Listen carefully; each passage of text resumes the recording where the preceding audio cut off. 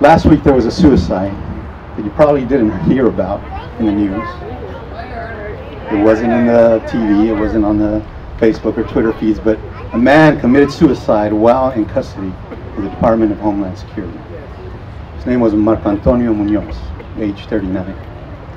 And he committed suicide after he was violently separated from his mother, and after his son was taken away by force. The agent said that when that happened, he lost it. Trump, this is on you, Trump. This death is on you. And while we are here, we will not allow this any longer.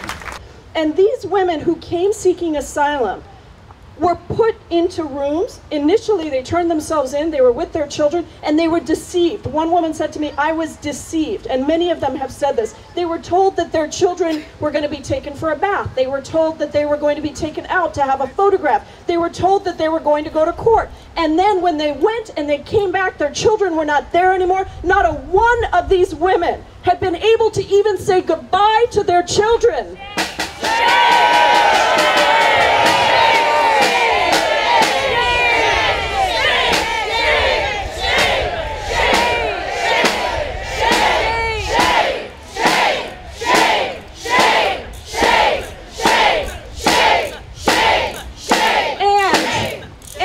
Not a one of them knew where their children were. Shame, shame, shame, shame,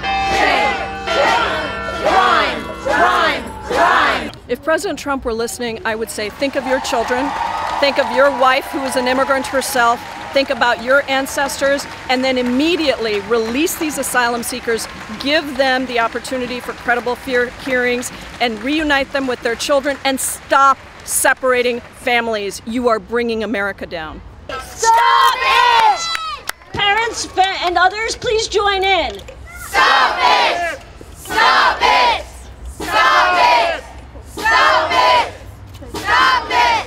Stop it now! Stop it now! Stop it now! Stop it now! I'm very proud to be an American citizen. I'm very proud to serve in the United States Congress, but I am ashamed of the way my government is acting right now.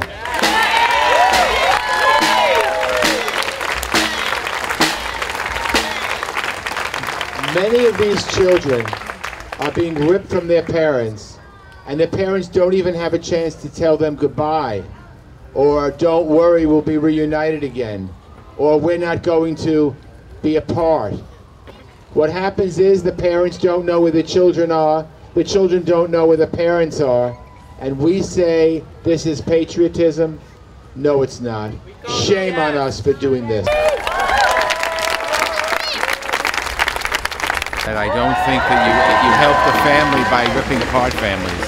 It's total hypocrisy and just the opposite of what we should be striving for. Regardless of what creed or religion, the family is always a very important unit. And what we're doing now is just, it's unfathomable, it's shameful, and it's unbelievable. And lastly, what would be sort of your message to Donald Trump if he were listening to you right now? What advice would you want to give him? Well, I would tell him, first of all, reunite the children with their parents and stop the nonsense at the border. We don't need another fence. What we need is a little compassion. We are going to call on all of my colleagues in Congress to pass laws that protect these families. Because I'll tell you, I have co-sponsored 3 bills. Keep Our Families Together Act, right? Help Separated Children Act, and the Fair Day in Court Act that we must pass. And I'm calling on all of you. Help me get my colleagues, all my colleagues, those on the other side of the aisle, to send a message that this is not okay, and we're going to pass this legislation and we're going to send it to this administration to make the changes to protect these families.